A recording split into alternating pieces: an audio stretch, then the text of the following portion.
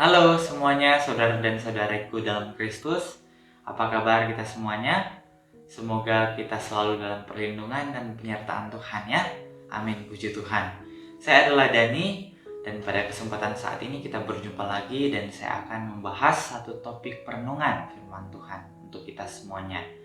Tapi sebelum itu, saya akan menceritakan dahulu pengalaman saya di mana ketika mulai percaya kepada Tuhan, saya dan saudara-saudari seiman sering menyanyikan satu lagu yang berjudul Kekasih Kita Sedang Mengetuk Pintu. Jadi lirik lagu ini adalah kekasih kita sedang mengetuk pintu. Rambutnya basah oleh embun, marilah kita cepat-cepat bangun dan membuka pintu dan tidak membiarkan orang yang kita kasihi berbalik dan pergi. Jadi setiap kali kami membaca lirik ini dan menyanyikan lagu ini, hati kita selalu terasa tersentuh dan tergerak ya. Mengapa tidak ya? Karena kita sedang menanti-nantikan kedatangan kekasih kita ya untuk menjemput kita. Dan kami sangat merindukan menjadi orang yang pertama untuk menyambut kedatangan kekasih ketika dia datang dan mengetuk pintu kita. Tentu saja sebagai orang yang percaya kepada Tuhan, kita juga memiliki harapan yang sama untuk menyambut kedatangan Tuhan. Tetapi ketika Tuhan datang, bagaimana dia akan mengetuk pintu? Dan ketika Tuhan mengetuk pintu, ya, apa yang harus kita lakukan untuk menyambut Dia? Jadi ini adalah sesuatu yang setiap orang percaya kepada Tuhan harus renungkan secara mendalam, ya. Jadi apa yang akan saya bagikan malam hari ini, judul perenungannya yaitu bagaimana seharusnya kita menyambut Tuhan Yesus ketika Dia datang mengetuk pintu. Puji Tuhan. Jadi saudara dan saudariku, ketika Tuhan Yesus datang pada kasih karunia, di zaman itu Tuhan melakukan pekerjaan ya, melakukan berbagai tanda, mujizat, dan Dia berfirman. Dan pekerjaan puncaknya yaitu Dia menebus manusia melalui penyalipannya. Jadi pada waktu ketika Tuhan mulai bekerja, berita tentang mujizat yang dilakukan Tuhan dan firman yang Tuhan ungkapkan itu menyebar ke seluruh tanah Yudea. Dan namanya itu menyebabkan keguncangan dan kegemparan bagi seluruh penduduk Israel waktu itu di negeri Yahudi ya. Dan pada waktu itu Tuhan Yesus memimpin para muridnya untuk mengkhotbahkan Injil Kerajaan ya. Dan Tuhan memberitakan berita yang sangat baik ini, itu artinya Tuhan sedang mengetuk pintu mereka ya. Di mana Tuhan berfirman ya, bertobatlah kerajaan surga sudah dekat ya, dalam Matius 4 ayat 17.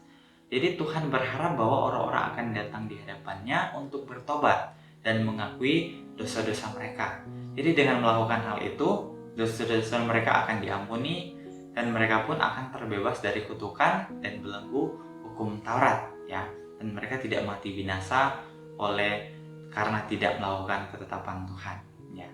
Jadi akhirnya ketika mereka menerima dan menyambut pekerjaan Tuhan Yesus waktu itu, mereka pun ditebus ya.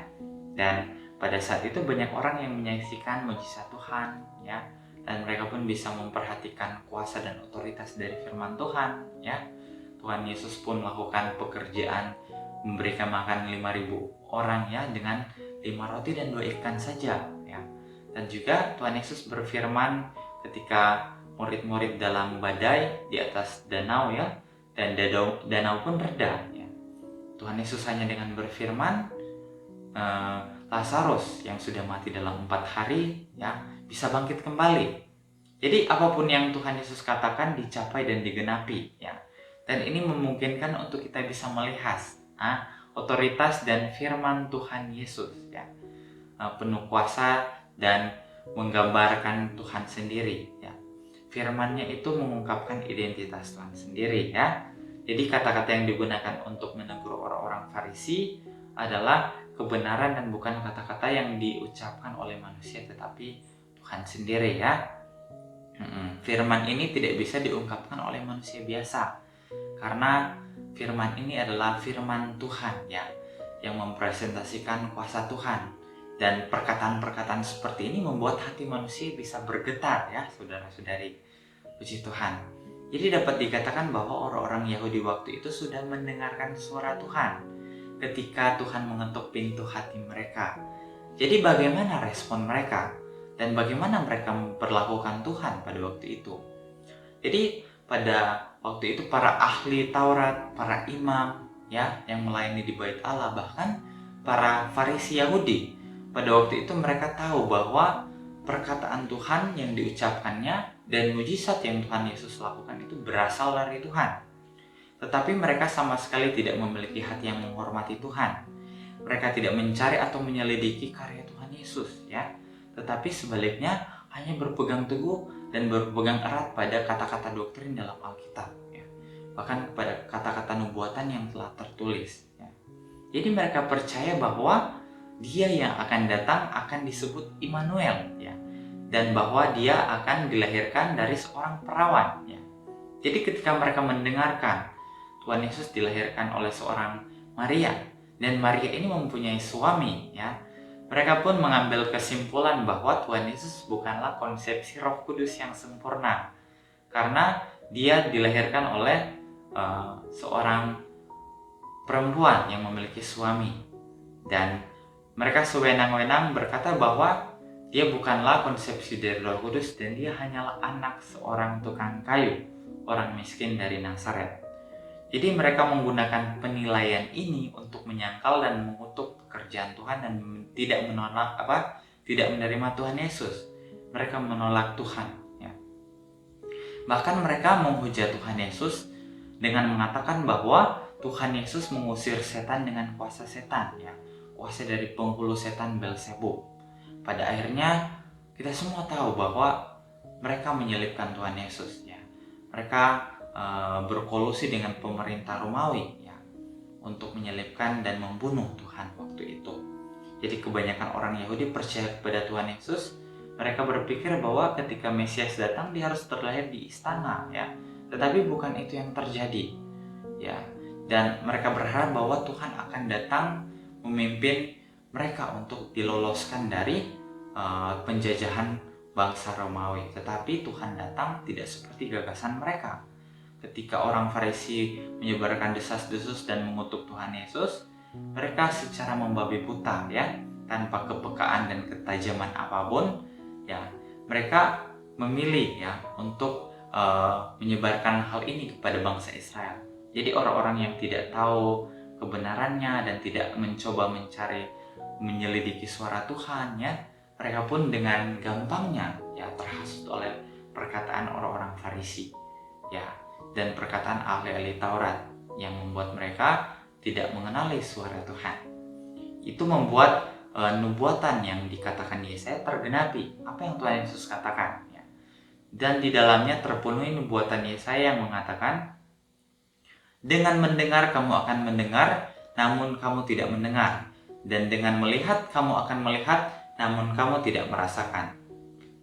Karena hati orang-orang ini menjadi tebal, dan telinga mereka tumpul dari pendengaran, dan mata mereka telah tertutup, supaya jangan sekali-kali mereka melihat dengan mata mereka dan mendengar dengan telinga mereka, dan hendaknya memahami dengan hati mereka, dan hendaknya dipertobatkan, dan aku akan menyembuhkan mereka.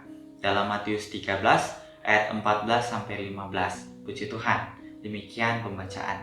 Jadi karena mereka menolak Tuhan untuk mendengarkan suara Tuhan dan tidak menerima karya penebusan Tuhan, orang-orang Yahudi ini kehilangan kesempatan untuk mengikuti Tuhan Yesus ya. Jadi sebagai akibat dari menentang Tuhan, mereka dihadapkan dengan penghukuman Tuhan ya, dan mengarah ke 2000 tahun penaklukan nasional Israel ya.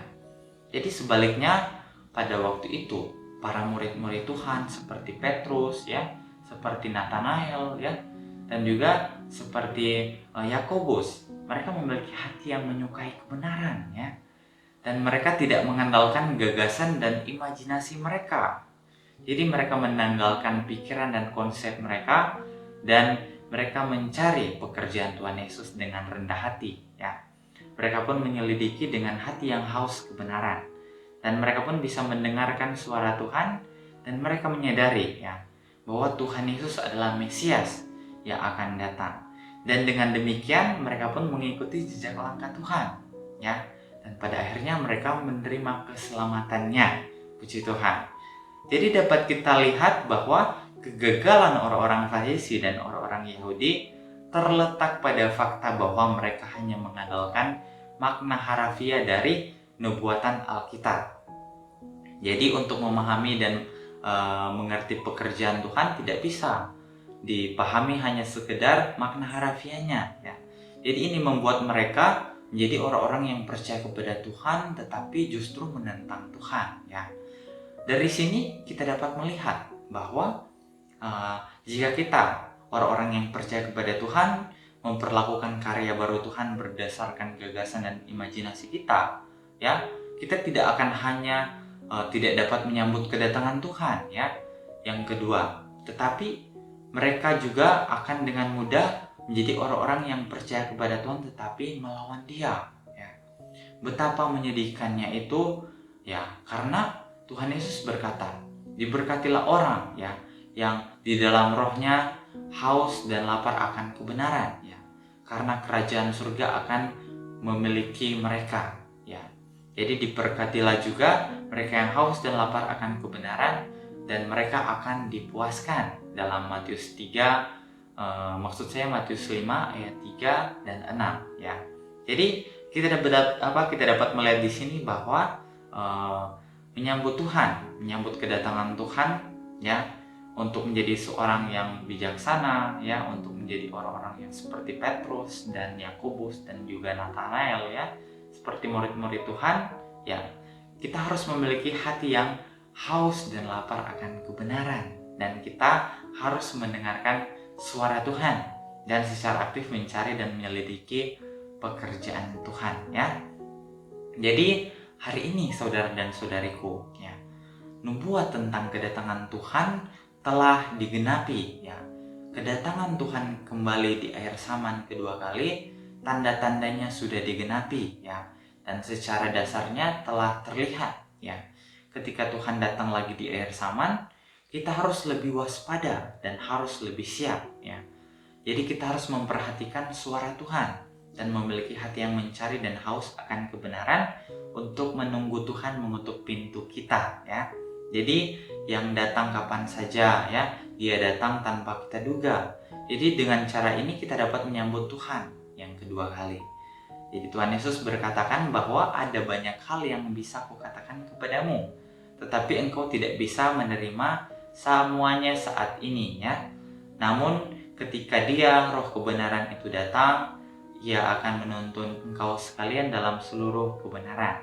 Dalam Yohanes 16 ayat 12 sampai dengan 13. Jadi dengan dua pasal ini, ya, dari kitab Wahyu juga mengatakan bahwa berkali-kali Tuhan Yesus berfirman, barang siapa memiliki telinga, hendaklah ia mendengarkan apa yang Roh berucap kepada gereja-gereja.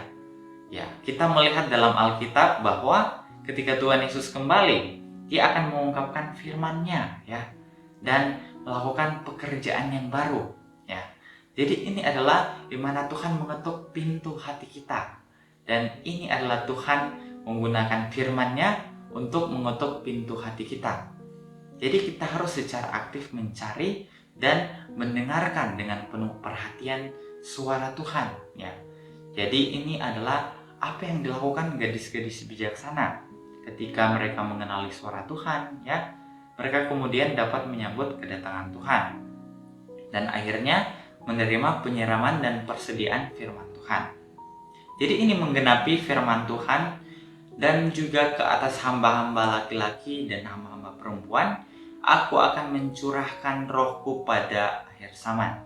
Dalam Yoel 2 ayat 29. Jadi Tuhan itu setia, ya, dan Dia pasti akan membiarkan semua orang yang merindukannya dan mencari Dia untuk mendengarkan suaranya saat ini. Jadi namun hikmat Tuhan itu sulit bagi kita manusia untuk memahami, dan cara Tuhan mengetuk pintu ketika Dia kembali itu tidak akan seperti yang tampak dalam konsepsi dan imajinasi kita, ya.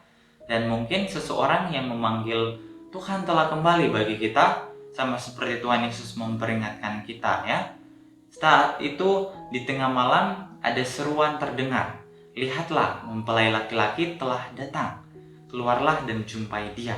Dalam Matius 25 ayat 6. Jadi kita juga dapat mendengarkan suara Tuhan dari gereja-gereja yang menyebarkan Injil kedatangan Tuhan, ya. melalui internet ya, atau dari radio, atau dari Facebook, dari media sosial ya, atau di tempat lain ya. Dan melihat Tuhan berfirman kepada semua gereja. Jadi namun tidak peduli bagaimana Tuhan mengetuk pintu kita sama sekali tidak boleh memperlakukan Tuhan yang mengetuk pintu kita seperti yang dilakukan orang-orang Yahudi ya. Dan kita tidak boleh menolak Tuhan ya.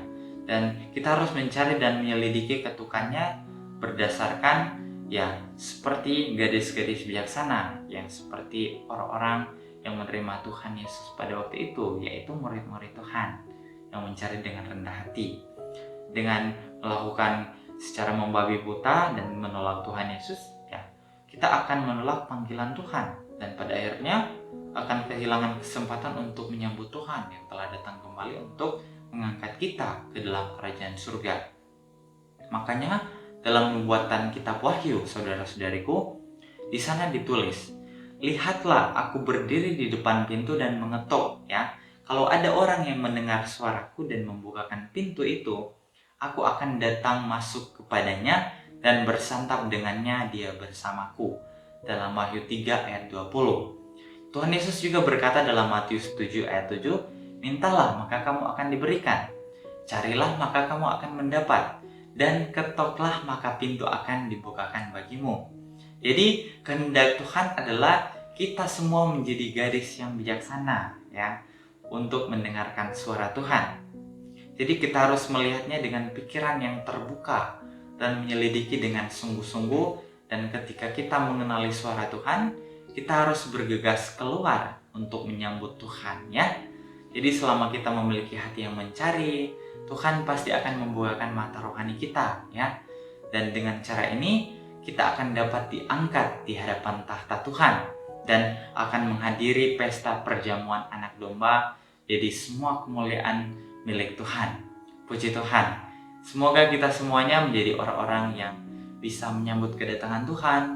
Kita semua yang sangat menanti-nantikan kedatangannya bisa dengan rendah hati ya, dengan penuh pikiran terbuka bisa menyambut kedatangannya, mendengar suaranya dan mengenali firman-Nya ya, dan menjadi gadis-gadis bijaksana dan memperoleh berkat Tuhan untuk membawa kita masuk dalam kerajaan surga. Amin, puji Tuhan. Demikian apa yang akan saya bagikan, dan kedepannya saya akan terus berbagi. Kita akan berjumpa lagi di kesempatan berikutnya ya. Ya, sampai jumpa. Bye-bye.